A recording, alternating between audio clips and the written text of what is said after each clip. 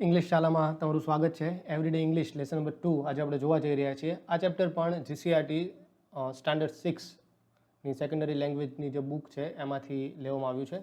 ચાલો આજે આપણે આપણું જે રીડિંગ છે એને સ્ટાર્ટ કરીએ અને નવું વોકેબ છે એ શીખવાનો ટ્રાય કરીએ અને ઇંગ્લિશના કોઈ અંડરલાઇન કન્સેપ્ટ છે એને પણ સમજવાનો પ્રયત્ન કરીશું.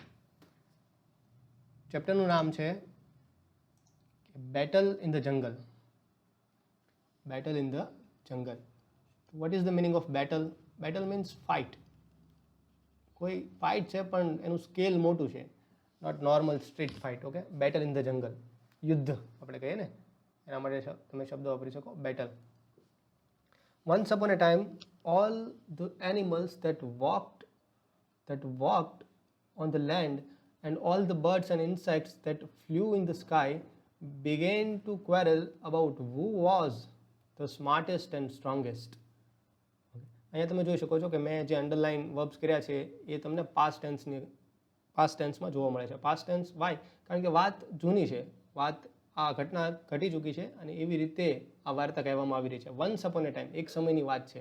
એ શરૂઆતના જે અમુક શબ્દો છે એ જ તમને કહી દે છે. આ ફ્રેઝ તમને કહે છે કે વાત પુરાની છે એટલે પાસ્ટની છે, એટલે આપણે જેટલા પણ વર્બ ફોર્મ યુઝ કરીશું એ બધા જ પાસ્ટ ટેન્સની અંદર યુઝ કરીશું. All the animals that walked, કે જેટલા પણ જમીન ઉપર ચાલી શકતા હતા એવા, વોકડ એનું ઈડી લાગ્યું, સિમ્પલ છે. On the land and all the birds and insects that flew in the sky.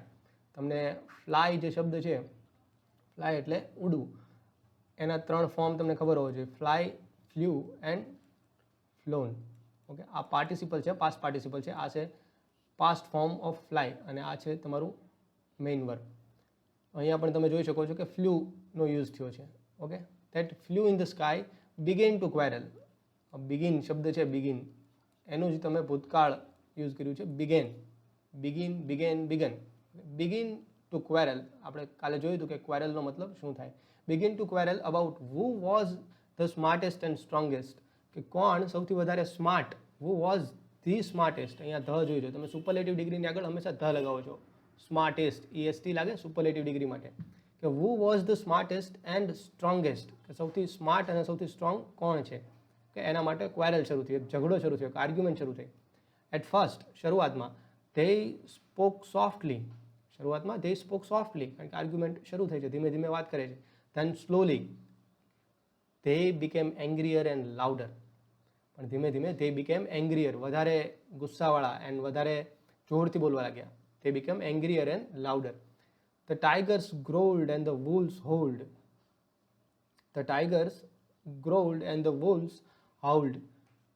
આ જે શબ્દ છે growled and howled એ પ્રાણીઓ માટે યુઝ થાય છે. કે ટાઈગર, કે જેવી રીતે સામેવાળાને ડરાવવા માટે જે રોર કરે છે, જે ટાઈગર જે અવાજ કાઢે છે, એ ગર્જનાને તમે ગ્રાઉલ્ડ એવો શબ્દ કહી શકો. પર્સન માટે પણ લખી શકો કે get out of this room he growled, એવું તમે સેન્ટેન્સ લખી શકો. કોઈ વ્યક્તિ છે કોઈને એકદમ નફરત ભર્યા અવાજમાં કહે છે અને એને થ્રેટ આપી રહ્યો છે, તો તમે લખી શકો કે હી ગ્રાઉલ્ડ, પછી એ જે બોલ્યો એ તમે લખી શકો કોમાની અંદર. The tigers growled and the wolf means વુલ્ફનું બહુવચન છે, જે જંગલી કૂતરા હોય ને વુલ્ફ કહેવાય.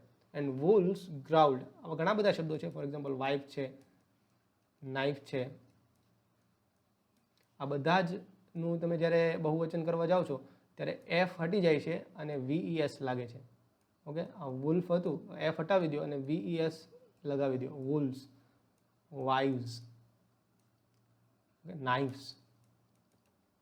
નાઇવ્સ એવી રીતનું થશે.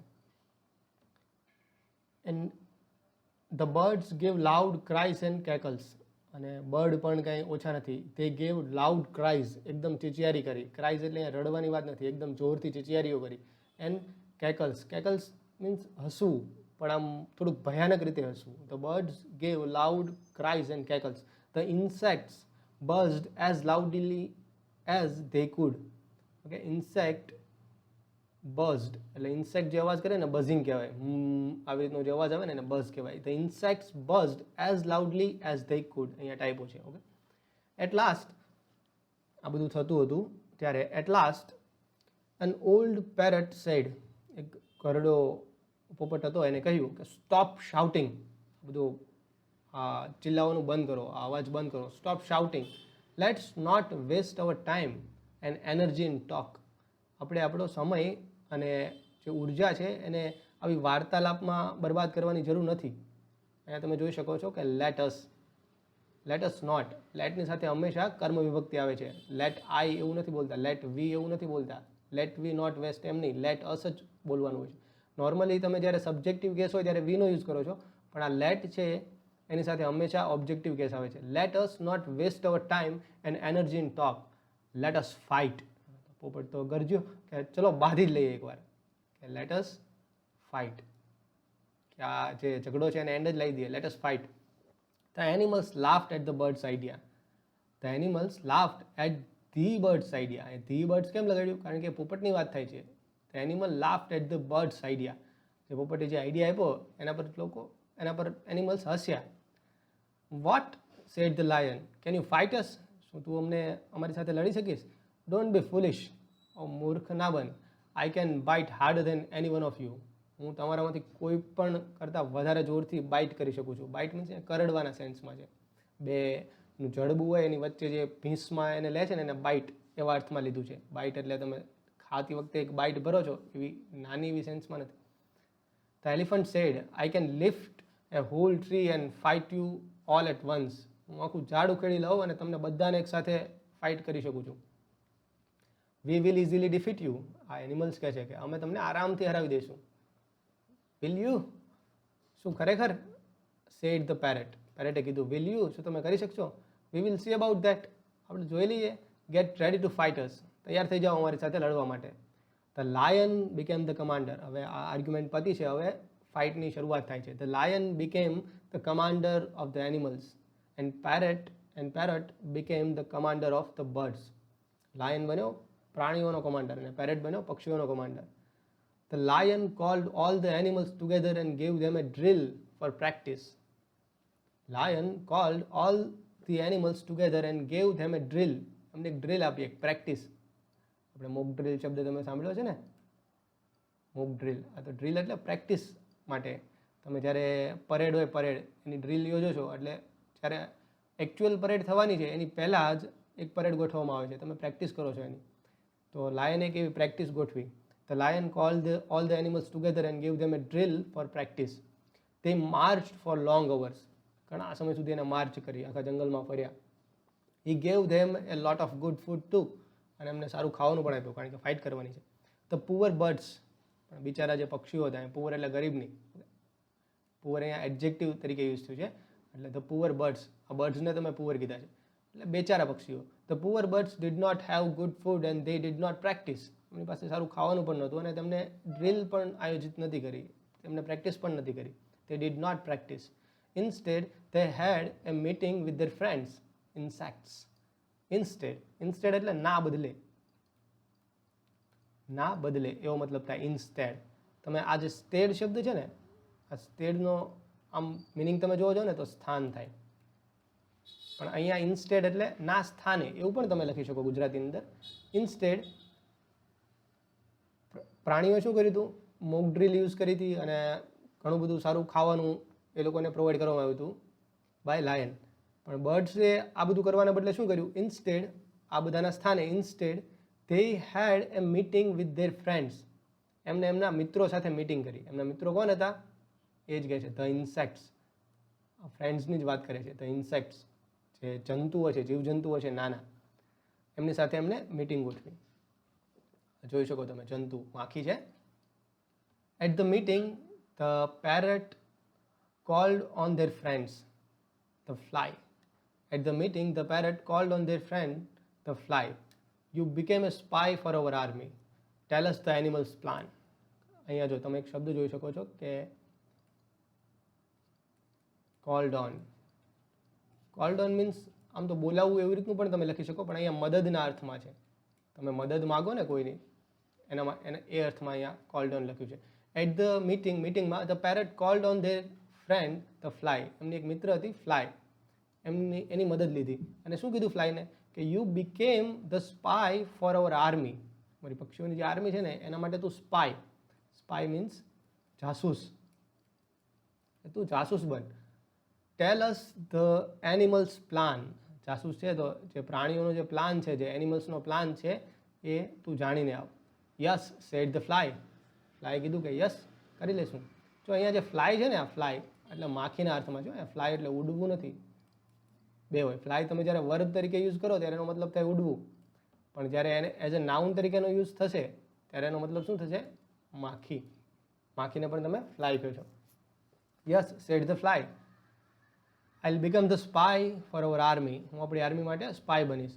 Before the battle the lion called all the animals together. Battle હજી શરૂ થવાની હતી, એની પહેલાં લાયને બધા જ એનિમલ્સને બોલાવી દીધા. The tiny fly flew and hid near by. અહીંયા જો તમને ફ્લાય પણ લખ્યું છે અને ફ્લ્યુ પણ લખ્યું છે. તો પહેલું જે ફ્લાય છે એ માખી માટે યુઝ થયું છે, આ ઉડવાના અર્થમાં નથી. ધ ટાઇની નાની એમથી tiny fly flew in and hid near by. Flew in અહીંયા ફ્રેઝ યુઝ થયો છે. ફ્લ્યુ ઇન મતલબ કે ઉડીને જવું, કે flew in and nearby. પ્રાણીઓની જે સભા હતી ત્યાં ઉડીને ગઈ. Flew in the meeting of animals and hid near by. Hid means સંતાવું, એન્ડ હિડ નિયર બાય અને નજીકમાં સંતાઈ ગઈ. હવે એ સાંભળી રહી છે એનું ડિસ્ક્રિપ્શન છે કે are you ready? The lion ask. Are you ready? The lion ask. તમે બધા તૈયાર છો? Yes we are ready. they all shouted. હા અમે તૈયાર જ છીએ. we are ready to go to the battlefield. we are ready to go to the battlefield. બેટલફિલ્ડમાં જવા માટે તૈયાર છીએ. then listen carefully said the lion. હવે લાયન એનો પ્લાન સમજાવવા જઈ રહ્યો છે કે then listen carefully, મને શાંતિથી સાંભળો. carefully એટલે એકદમ સચેત રહીને મને સાંભળો. the lion whispered. લાયને એના કાનમાં એક વિસ્પર કર્યું, એટલે એકદમ ધીમેથી બોલ્યો. એના અર્થમાં પણ તમે અહીંયા લઈ શકો કે વિસ્પર એટલે ધીમેથી બોલવું. The lion whisper I have a plan captain fox. I have a plan captain fox. You have a nice long tail. મારી પાસે એક પ્લાન છે. અને કેપ્ટન ફોક્સને જોઈને એ બોલે છે કે કેપ્ટન ફોક્સ, ફોક્સ એટલે શિયાળ. Captain fox you have a nice long tail. તારી પાસે લાંબી પૂંછડી છે, મસ્ત. You will be my signal. તું મારો સિગ્નલ બનજે. On the battlefield I shall whisper in your ear when it is the time to fight. બેટલફિલ્ડની અંદર હું તને કાનમાં કહીશ કે ફાઇટ, આક્રમણ કરવાનો સમય કયો છે. when it is the time to fight. you will put up your long tail to signal all the animals to attack the birds. is that clear?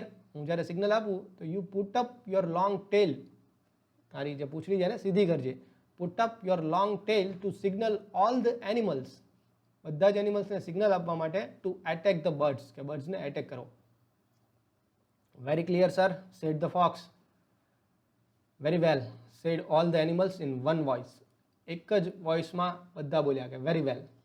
The fly hurried to tell the parrot the lion's secret plan. આ secret plan હતો એ જાસૂસે સાંભળી લીધો અને the fly હરીડ એટલે બહુ જ એકદમ જ ઉતાવળમાં ગઈ and tell the parrot the lion's secret plan. જે લાયનનો જે સિક્રેટ પ્લાન હતો એ કહી દીધો. The time for the battle came. હવે યુદ્ધનો સમય વાગ્યો, ચોઘડિયા વાગી ગયા. The time for the battle came. Both side met up on a battle field. બંને બેટલ ફિલ્ડ એટલે યુદ્ધભૂમિ છે ત્યાં બંને સાઈડ મળ્યા. એક બાજુ પક્ષીઓ છે ને સામે બાજુ બધા પ્રાણીઓ છે. સૂન પછી તરત જ soon the lion whisper to the fox it is time put up your tail. કે સમય આવ્યો હવે તારી પૂંછડી ઊંચી કર એટલે બધા પ્રાણીઓ એટેક કરશે. The fox put up his tail to signal the animals to attack. એને એની પૂંછડી ઊંચી કરી. But the parrot was ready. પેરેટને પ્લાન ખબર હતી, પેરેટ પણ રેડી હતો. He quickly and quietly said to the bee. Bee એટલે મધમાખી. હી ક્વિકલી એકદમ તરત જ રીતે, આમ ઝડપથી, swiftly. He quickly and quietly અને એકદમ કોઈને સંભળાય નહીં એવી રીતે શાંતિથી said to the bee hurry at once and sting the fox tail. Hurry at once એકદમ ઝડપથી તું જે ફોક્સની જે ટેલ છે એને સ્ટિંગ કર. સ્ટિંગ એટલે કરડવું. કરડવું આમ તો ડંખ થશે અહીંયા. ઓકે, કે ડંખ મારો. તું જા અને એને ડંખ કર. The bee stung the fox. Bee ગઈ and he stung the fox. આ સ્ટિંગનું ભૂતકાળનું રૂપ છે સ્ટંગ. અહીંયા તમે જોઈ શકો છો કે અહીંયા જે વાત થઈ રહી છે એ કોમામાં વાત થઈ રહી છે. એટલે પેરેટ જે બોલ્યો ને એ જ શબ્દો છે. એટલે એ તો પ્રેઝન્ટ ટેન્સમાં જ આવવાનું. એટલે અહીંયા તમે સ્ટિંગનો યુઝ કર્યો. પણ અહીંયા જે આગળ છે એ ડિસ્ક્રિપ્શન છે, વાર્તાનું ડિસ્ક્રિપ્શન છે. પેરેટ એકચ્યુઅલમાં જે બોલ્યો એ નથી, ઇન્વર્ટેડ કોમાની બહાર છે. એટલે અહીંયા તમે ભૂતકાળ સ્ટંગ યુઝ કર્યું. The bee stung the fox. He stung him once, he stung him twice, he stung him 3 times. 1, 2 અને 3 વાર એને ડંખ માર્યા. The fox forgot all about the signal. મધમાખીનો ડંખ વાગે એટલે તો ફોક્સ શિયાળ હતો એ બેબાકડો થઈ ગયો. And forgot all about the signal. જે સિગ્નલની જે વાત હતી એ ભૂલી ગયો. He jumped, કૂદ્યો. He shouted, બૂમ પાડી. He ran in circles after his injured tail and finally tucked his tail between his legs and ran away. He ran in circles. ગોળ ગોળ ઘૂમવા લાગ્યો. કૂતરો ઘૂમે ને એવી રીતે. And finally tucked his tail between his legs and ran away. એના બે પગ વચ્ચેની પૂંછડી એને સંતાડી કારણ કે બીથી બચવાનું હતું. And he ran away અને એ ભાગ્યો દૂર. The other animals were confused. બધા પ્રાણીઓને ખબર ના પડી કે શું કરવું. They were confused and ran after him. એ બધા પણ શિયાળની પાછળ ભાગ્યા. They ran away from the battlefield. અને બધા બેટલફિલ્ડથી દૂર ભાગ્યા. They lost the battle. આમ તેઓ બેટલ હારી ગયા. The birds fluttered their wings in joy. પક્ષીઓ ફડફડાટ એની પાંખો ફ્લટર કરવાની શરૂઆત કરી. ફડફડાટ કરે ને ફ્લટર કહેવાય. The birds fluttered their wings in joy. They had won without fighting at all. તેઓ જીત્યા without fighting at all. કોઈ પણ પ્રકારની ફાઇટ કર્યા વિના જ તેઓ જીતી ગયા. ઓકે, બુદ્ધિથી જીત્યા. તો આ હતી આજની આપણી story. The story was about birds and animals. I hope કે તમે મારી સાથે જ તમે આ સ્ટોરીને વાંચી હશે અને એને સમજવાનો પ્રયત્ન કર્યો હશે. તો આવી જ રીતે જ્યારે તમે વાંચતા હો ત્યારે નવા શબ્દોને સમજો, નવા શબ્દોને લખો અને નવા શબ્દોને તમારી વોકેબમાં એડ કરવાની ટ્રાય કરો. Okay, reading is the key. તમે જેટલું વાંચશો એટલું વધારે સમજશો. જેટલું વાંચશો એમ તમને ખબર પડશે કે ક્યાં ઊભું રહેવું, કેવી રીતે વાંચવું. તમારું જે કોમ્પ્રિહેન્શન લેવલ છે એ વધશે. ઓકે, તો ટુ એક્સટેન્સિવ રીડિંગ. અને આપણે પણ આવી રીતના સ્ટોરી લાવતા રહીશું અને આપણે સાથે વાંચવાનો પ્રયત્ન કરીશું. Okay, thank you for listening.